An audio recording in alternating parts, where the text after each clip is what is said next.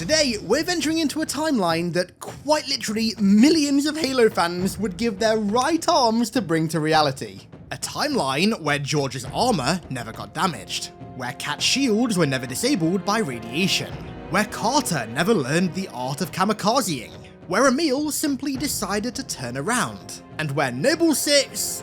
Well, okay, we all know that Noble 6 is hiding out in that cave, of course, but let's just say hypothetically a timeline where he decided to survive instead of making his final stand. What would have happened to the Halo timeline had Noble Team survived Reach? Trust me when I say that you are not ready for how things turn out. So, fittingly, we're going to start this timeline off at the end of Reach. After successfully dodging their respective Grim Reapers, all of Noble Team, besides June, but we're going to get to him more in a minute, board Captain Key's Pelican at the dry docks and all make it to the Pillar of Autumn and successfully extract from Reach. All 5 Spartans join Chief in cryo and set in for the long nap, only to be awoken 3 weeks later when they reach Alpha Halo. And thus begin the events of Halo 1. Now, although many things are going to change about Halo C's story thanks to the massively increased Spartan presence, the opening of the game absolutely isn't one of them.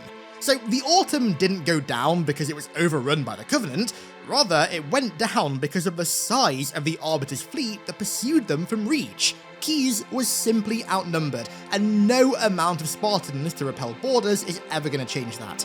So, just like normal, the Autumn crashes on Alpha Halo. Along with the Master Chief, Keyes orders Noble Team to assist in the evacuation effort, and just like the rest of the crew, they all end up fleeing the Autumn and going down to the ring in life pods.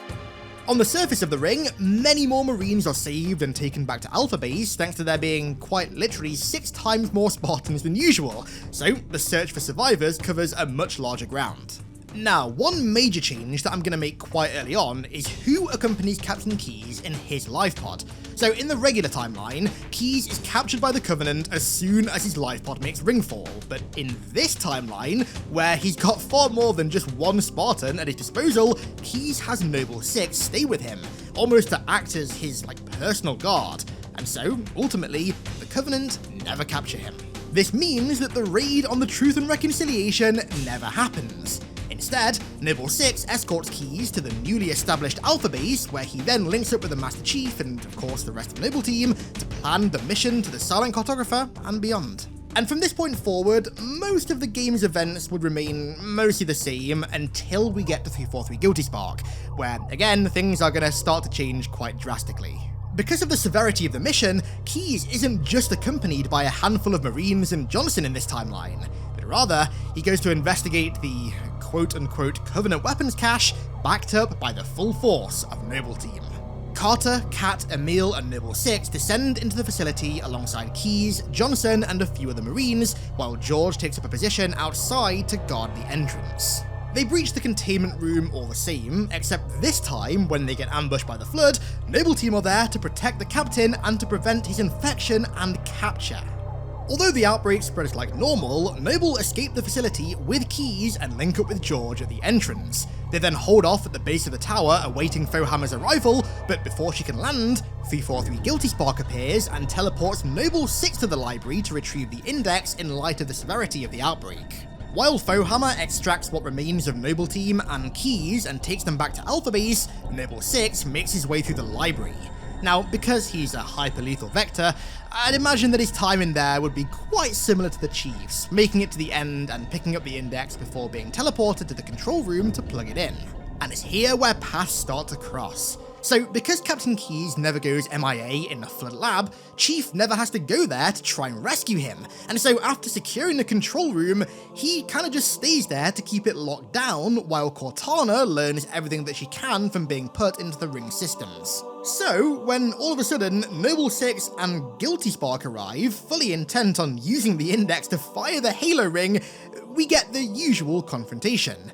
As expected, when he realizes what Spark's true intentions are with the ring, Noble 6 of course sides with the Master Chief, and Spark and the Sentinels become hostile, thus beginning the events of 2 betrayals. Except now, Chief is backed up by the one and only Noble 6. As this hyper-lethal trio move through the valley and deactivate the phase pulse generators, they remain in constant contact with Command back at Alpha Base, still led by Captain Keyes.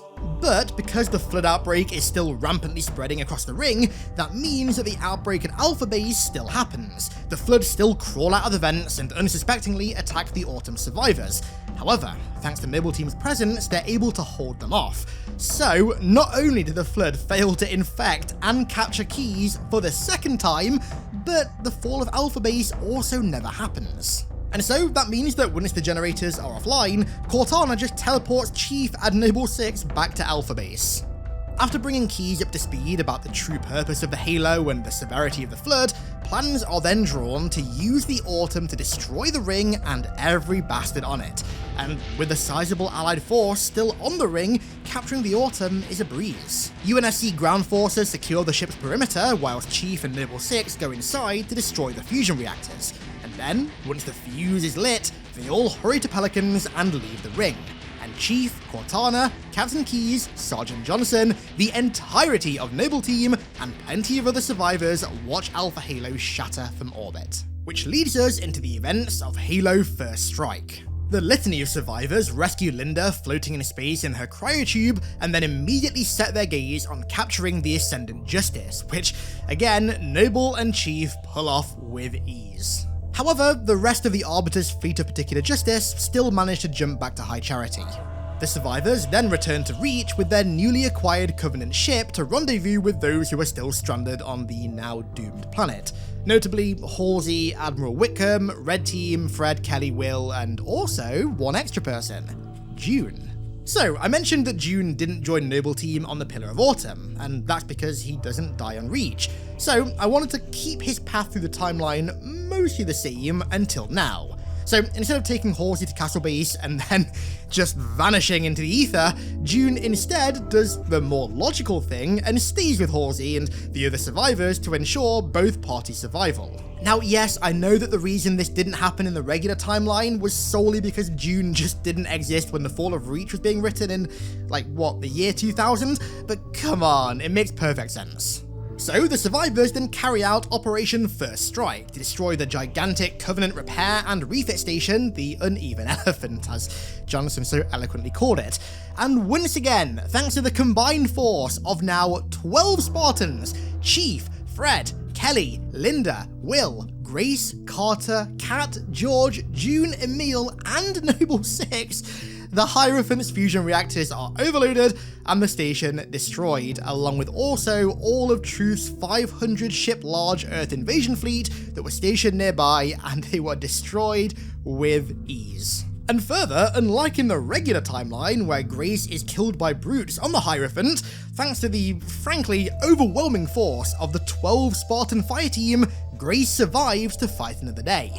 And somehow, Operation First Strike ends up being even more of an overwhelming success than it already was.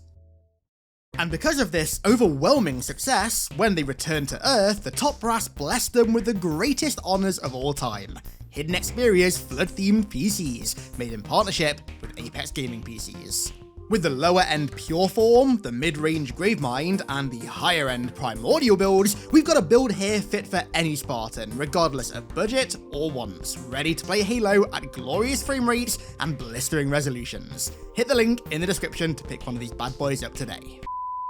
And that brings us to Halo 2, and man, I gotta say, the butterfly effect of Noble Team surviving Reach has some surprising and, how do I put this, extreme ramifications on the events of Halo 2. Ramifications that when I was writing this, I had no idea were gonna happen until the thoughts just kind of touched paper and I was like, oh, okay, this is weird. So, starting out, Grace joins up with Fred and the rest of Blue Team on their excursions during the Battle of Earth, so notably Antarctica, Mexico, and Havana, before then going to Onyx with them to reinforce Halsey and Mendez and everyone else on there, which effectively takes Grace out of the picture. Just like Chief, Noble Team would also receive armor upgrades from the Mark V platform to the Mark VI, although for the sake of keeping it cool, I can imagine them all kind of retaining their own unique designs. Emil might just have to scratch the skull himself though. Because of their daring acts of heroism during and after the war on Alpha Halo, they'd also all be on the Cairo alongside Chief, Johnson, and Cortana to receive their Colonial Crosses. This does mean also that when the Covenant show up, the Athens and the Malta will be destroyed all the same, because all the Spartans are on the Cairo still.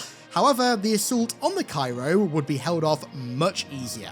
When Chief goes to give the Covenant back their bomb, Noble join the rest of the forces that then go to ground in Mombasa. However, they split up. Given their hyper-lethal vector status, Noble 6 joins up with the Master Chief and Johnson to push through Old Mombasa, whilst the rest of Noble go to New Mombasa to help reinforce the city. With the power of 7 Spartans, a very intentional number I must say, the Covenant's assault is held back really well. But when Regret opens the portal, given the significance of a Covenant prophet doing a blind jump, all 7 Spartans are recalled to the Amberclad to pursue him. Arriving at Delta Hilo, on the hunt for Regret when they learn his plans for the ring, Miranda splits the Spartans up once again. She has Chief continue to pursue the Prophet, whilst the rest of Noble Team accompany her and Johnson to the library to secure the Index, arguably the more pressing of the two objectives, given that if the Covenant get the Index, well, it's kinda game over. Chief, like usual, beats an old man to death in his wheelchair, whilst Miranda, Johnson, and their Noble escort successfully secure the Index. But that isn't all they manage to do. So when the Arbiter and then subsequently Tartarus arrive at the library, the overwhelming force of 6 tightly knit Spartans overpowers them, and Noble Team successfully kill not just Tartarus, the chieftain of the Brutes, but the Arbiter as well, wiping both of them off the board. However, because the Arbiter made it through the Sentinel Wall and also deactivated the barrier like normal, that means that the Flood still spread across Delta Hilo. Now, because we don't actually know how the Flood made it aboard the Inamberclad in the regular timeline, I'm gonna assume that with Miranda, Johnson, and Noble Team down in the library, the Flood still managed to infect the ship like normal, which then allows them to also spread into High Charity as well. And speaking of the aliens, with the chieftain of the Brutes dead, the Covenant would be in total disarray, weakened far too much for the Great Schism to be even slightly viable anymore. And because the Arbiter's dead as well, Artas would remain the leader of the elites, and technically would be the highest ranking individual aboard High Charity at the time besides the Prophets. And thus, he will fill Tartarus's role as the Prophet's escort, and I guess also the de facto leader of the entire Covenant military going forward, much to the disdain of Truth and Mercy, who, of course, wanted rid of the elites. So, with High Charity being rapidly consumed, Mercy being infected, and no sacred icon in their possession, Artas, now Truth's personal guard, boards the key ship and flees to the Ark portal on Earth, leaving behind the Shadow of Intent and also the rest of his fleet of retribution to form the blockade around the Holy City to try and stop the Flood from escaping, but this time without his command. However, because nobody ever goes to Delta Halo's control room, that means that Spark just remains with Truth, and so he too goes to Earth aboard the key ship with Artas and the Prophet, which also by extension then means that the humans never learn about the Ark. That said though, I actually don't think that's the biggest deal.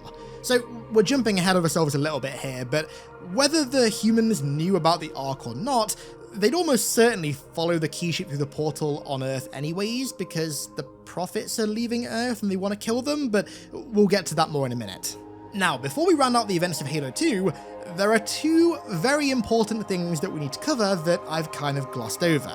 So firstly, when High Charity arrives at Delta Halo, that ship would still come down to Glass Regret's temple, so Chief would still have to jump in the water, and he'd still get captured by the Gravemind. However, here's the stinger. Because Noble Team killed the Arbiter in the library, he never goes down to the Gravemind's lair, and because the humans get the Index, that makes them, the Flood, and also the Gravemind's enemy as much as the Covenant. And so it's here where I'm gonna make a pretty extreme judgment call. I think that all of this would lead to the Gravemind infecting Chief and siphoning through his head, and also Cortana's, to glean invaluable information about the Spartans and the UNSC to add to the Flood's hive mind. Think about it, right? The Gravemind has no reason to keep Chief alive now, or send him on any mission to stop the key from turning, because those with the key never intend to turn it. There is also the chance that the Gravemind does to Chief what he did to the Didact and infects him with the Logic Plague and then sends him back to the UNSC in an act of extreme demoralization, but I think it's cleaner for the overall timeline here if we just assume that this is where Chief dies. The Gravemind has no reason to keep Chief alive, and if anything, it'd be more advantageous to him right now to kill what is hands down one of his main enemy's strongest soldier. He has him literally in his tentacle. There's no reason why he wouldn't kill him here. And so that means that somehow the butterfly effect of Noble Team surviving Reach would mean that Chief, and also by extension Cortana as well, would perish on Delta Halo and are wiped off the board for good. The other loose end that needs tying up is how Miranda, Johnson, and Noble Team get from Delta Halo back to Earth, because of course the elites aren't friendly in this timeline, so there's no one there to give them a lift. And, well, I think it's safe to assume, to be honest with you, that the combined effort of these individuals would be more than enough for them to commandeer some FTL-capable Covenant ship and use that ship to get back home. Although I will say that is a grave violation of the Call Protocol, but at this point in the war, I think those things kind of go out the window. And so begins a very strange iteration of Halo 3, a version of Halo 3 where humanity have no idea that the Ark even exists, where the elites never allied with us and still lead the Covenant military, where the Arbiter is dead, and where Chief and Cortana are also dead, leaving Noble Team to fill their boots. So, like usual, while the Spartans were busy on Delta Halo, Truth's fleet came to Earth and took control of Mombasa and Voy to begin excavating the portal. Noble, Johnson, and Miranda returned to Earth and established the UNSC's base of operations in the now abandoned World War II Crow's Nest bunker. Because Master Chief never boards the key ship, that means that the events of Landfall and also Sierra 117 never happen. So, this universe's Halo 3 begins with the assault on the Crow's Nest. Now, thinking about it, I reckon up until the Indulgence of Conviction comes to Earth with the Flood, most of Halo 3's Earth arc would be pretty much the exact same. However, the Flood's arrival poses a massive problem. With no allied elites to glass Eastern Africa, and the top brass at the UNSC being staunchly opposed to any equivalent extreme measures like nuclear weapons or WMDs, even the likes of Noble Team would be powerless to stop its spread. Regardless, Noble would still push through the wreckage of Voy to reach the ship's crash site, and they'd still find Cortana's message about the answer to infection being through the portal inside. But the problem is, this message puts humanity in a very, very tough spot. Do they risk deserting Earth entirely to go through the portal and hope to find this answer to infection? Or do they let Truth go and stay on Earth to try and contain the outbreak? Honestly, I think the only option here would be the Hail Mary, to go through the portal and forsake Earth. Without extreme containment measures, which frankly humanity don't really have, at least like the elites did, the Earth outbreak would quickly become violently out of control, whether Noble hung around trying to stop it or not. And so, against their best wishes, what remains of humanity's last fighting force follow Truth through the portal to the Ark, forsaking their entire homeworld to the Flood. And just like that, Earth is also wiped off the board, left to become nothing more than a festering flood hive. But when they arrive at the Ark, they're yet again presented with even more problems. Because Guilty Spark is still with Truth, they have no one to guide them to the cartographer. However, I actually don't think that would be the biggest problem. With no clue where they are, they'd more than likely just follow Truth, which of course would lead them, at least unknowingly, to what they came here for: the Citadel and the control room. So, with the barrier up like usual to protect the Citadel, Noble Team split up to deactivate it. Carter and Kat lead a contingent of Marines to the first tower, George and Emil lead a squad of ODSTs to the second, and Six, June, and Johnson head to the third, where, because he's backed up by two legendary Spartans, he doesn't get captured. Johnson remains with the UNSC. Instead, all three shield towers are deactivated nice and easily, and with the power of 6 Spartan 3s, the push to the Citadel is a breeze as well. Meanwhile, because he doesn't have Johnson, or any Reclaimer for that matter, Truth's kinda just chilling at the control panel of the Citadel, so to speak. He's not really able to do anything. So, when the Flood show up to confront Noble Team, this time no alliance is struck because, frankly, there's no need to strike an alliance. Instead, the Flood are extremely hostile to Noble because they are the only ones who could actually activate the rings, which makes the push to the platform a little bit harder than usual. There's a lot more Flood to fight through this time, but Come on, it's Noble Team. They're A-okay. So after annihilating hordes of Flood on the bridge, the Spartans reach the platform and assassinate not just Truth, but Halfjaw as well, wiping them both off the board and freeing Spark from their nonsense religious shackles. However, the war isn't quite over yet. When High Charity arrived, just like usual, the Gravemind was on it, but with him also came the rampant and now Logic Plague infected Cortana. So, Noble Team venture into the wretched hive of the Holy City, not to save Cortana as we do in Halo 3, but rather to destroy her. In a twisted kind of parallel, Cortana is sort of the metaphorical reincarnation of Mendicant Bias. You see, even in an alternate timeline, the Halo universe is stuck in an infinite cycle. I'm telling you guys, that theory is correct, I'm telling you, but anyway, that's a different topic for a different day. Eventually, after destroying Cortana, Noble Team scuttle what remains of High Charity and vaporize the Gravemind in the process, before then returning to the Citadel, where the Allies all come to a bit of an awkward and rather melancholic realization. So Cortana's message told the UNSC that the answer to the Flood was through the portal, and so they literally abandoned Earth entirely to the Flood to reach said answer in the hopes of it being able to stop them from spreading further. But now, thanks to Guilty Spark, they've realized that this answer is firing the entire Halo array, killing literally everything not currently on the Ark or a Halo ring. And so this is going to seem rather extreme again, but with Earth presumably entirely infected and beyond saving, I honestly think what remains of the UNSC command would agree to light the rings and cleanse the galaxy. And so, Halo 3 and the Human Covenant Flood War would end almost identically to the Forerunner Flood War, with the last few valiant warriors in the Ark's control room, committing the gravest, yet most necessary sin of annihilating all life in the galaxy to prevent the Flood from consuming everything. So, that technically brings us to the post-war era, but I think calling this an era is a little bit of a stretch. With the galaxy now utterly devoid of life, this time period would be radically different. Frankly, very little would actually happen. Because no conservation measure was ever planned, let alone enacted, the galaxy wouldn't be reseeded, and so it'd just remain entirely desolate and devoid of life, unless of course the survivors somehow undertook an extreme repopulation effort. I mean, you never know, Miranda and Johnson could just be the new Adam and Eve. Realistically though, there is no way in hell that the surviving, maybe 1,000, 2,000 UNSC staff on the Ark would be even slightly able to repopulate the trillions of humans who were just wiped out by themselves, no matter how many oysters they eat.